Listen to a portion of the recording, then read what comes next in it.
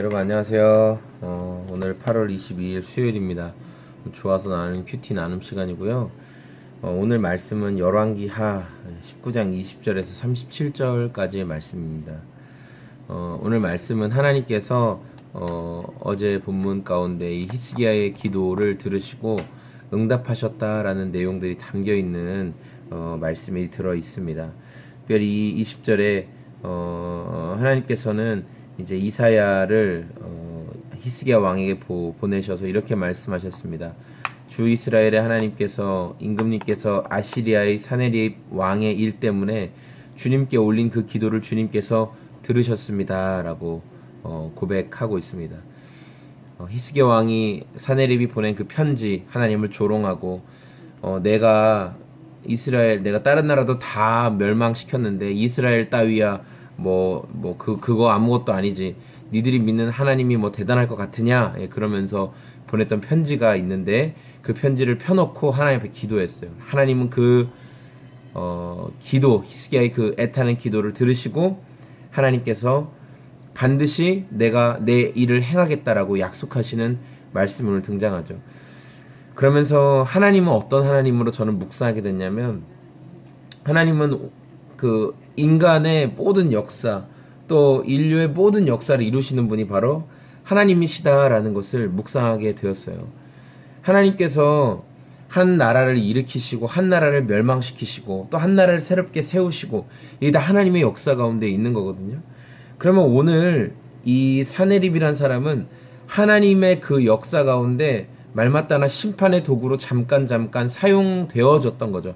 하나님 손에 붙잡혀서 어떤 나라를 공격해서 승리를 맛보게도 하고, 또 하나님 보시기에 악한 또 이스라엘을 또 그 정신 차리게 하는 어떤 그런 몽둥이, 하나님께서 그래서 어떤 나라들에 향해서 심판과 진멸의 몽둥이로 하나님께서 사용하실 수가 있어요.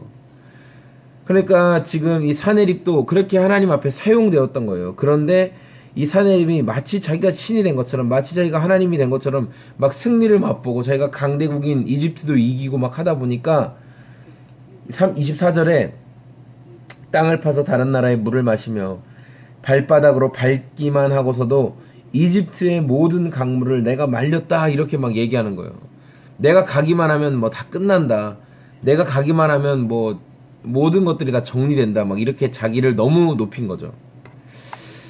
여러분, 우리가 잠깐 하나님의 손에 의해 사용될 수가 있어요. 그래서 우리가 잠깐 잘 나갈 때가 있어요.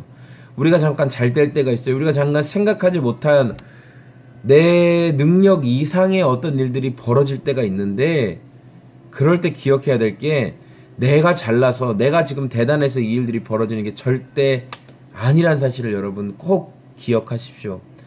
잠깐 하나님의 손에 붙잡혀서 우리가 사용되어지고 있는데, 그때 너무 자신을 높이시지 마시고 너무 교만하게 위에까지 올라가지는 마십시오. 저는 오늘 말씀을 통해서 특별히 저절로 자라는 그 은혜, 그러니까 이스라엘이 지금 뭔가 땅을 막 경작해가지고 음식을 해먹을, 곡식들을 얻을 힘이 없는 상황인데, 하나님께서 29절에 내가 너를 다시 회복시켜주는, 히스기야야 내가 너희를 다시 회복시켜주는 증거가 어딨냐면, 백성이 올해와 내년에는 들에서 그냥 자라는 곡식을 수확만 해서 먹게 할 거야. 그리고 3년째 되면 너희가 스스로 곡식을 재배해서 먹게 할 거야. 그리고 이 땅을 떠났던 백성들이 다시 돌아오게끔 내가 해줄 거야. 하나님 이렇게 말씀하시거든요.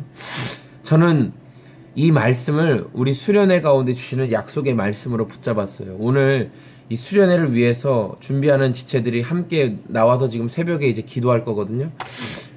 물론 우리 모든 젊은이들이 다 새벽에 나와서 기도했으면 좋겠지만 아직 그 정도까지 마음이 가지 않는 분들이 있어요. 수련회에 참석해 주시는 것만으로 제가 감사하고 고맙죠. 그래서 저는 기도하는 거예요. 하나님께서 우리 젊은이들 한 사람 한 사람을 스스로 자라나게 도와주십시오. 그들의 믿음을 주님이 성장시켜 주십시오. 그들의 마음을 주님이 회복시켜 주십시오. 여러분, 저는 어제 기도하면서 이런 마음이 들더라고요. 수련회에 가자고 하는 거, 또 여러분 개인적인 사정으로 내가 못 간다 하는 거, 못 갈 수 있어요. 근데 중요한 건 뭔지 아세요? 그게 여러분 손해예요. 수련회 가고 안 가고 안 가는 거 여러분 손해입니다. 여러분의 영적인 손해지 그건 제 영적인 손해는 아니에요. 여러분의 영적인 손해예요. 여러분 하나님께서 1년에 2번 우리 젊은이들에게 아주 특별한 은혜를 주시는 기회의 시간이 있어요. 그게 수련회예요.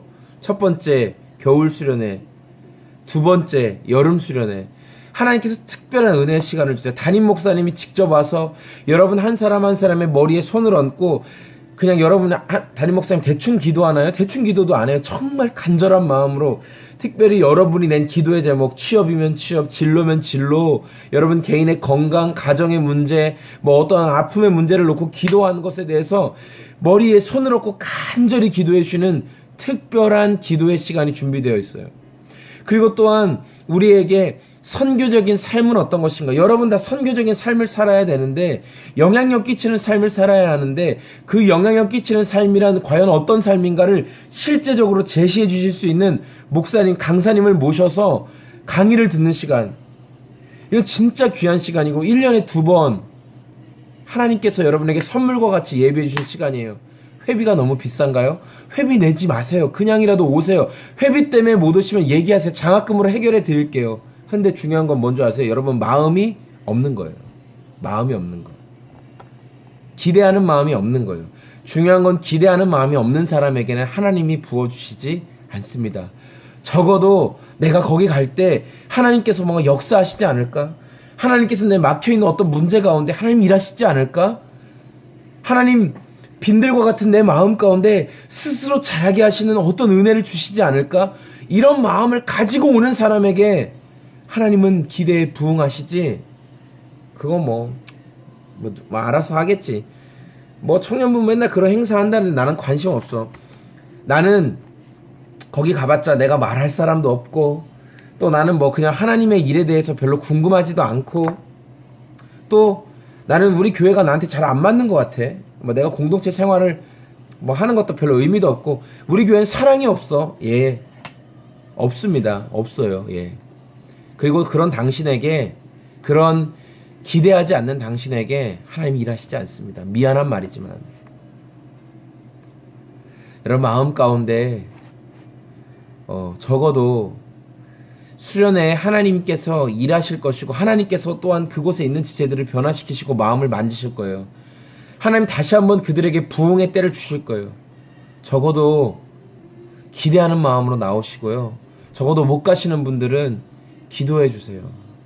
기도해 주세요. 내가 못 가는데, 내가 정말 특별한 사정 때문에 못 가는데 하나님 저도 제가 있는 자리에서 은혜 누리게 해주세요.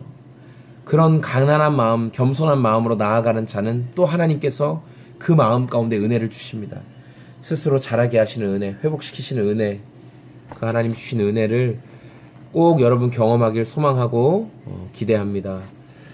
감사합니다. 태풍이 심하게 온다고 하는데 여러분 꼭 기도해 주시고 하나님께서 보호하심 가운데 특별한 은혜를 누리는 수련회가 될 수 있도록, 그래서 그 은혜를 주일날 모두가 간증할 수 있는 귀한 시간이 될 수 있도록 여러분 많이 기도해 주십시오. 고맙습니다. 안녕히 계세요.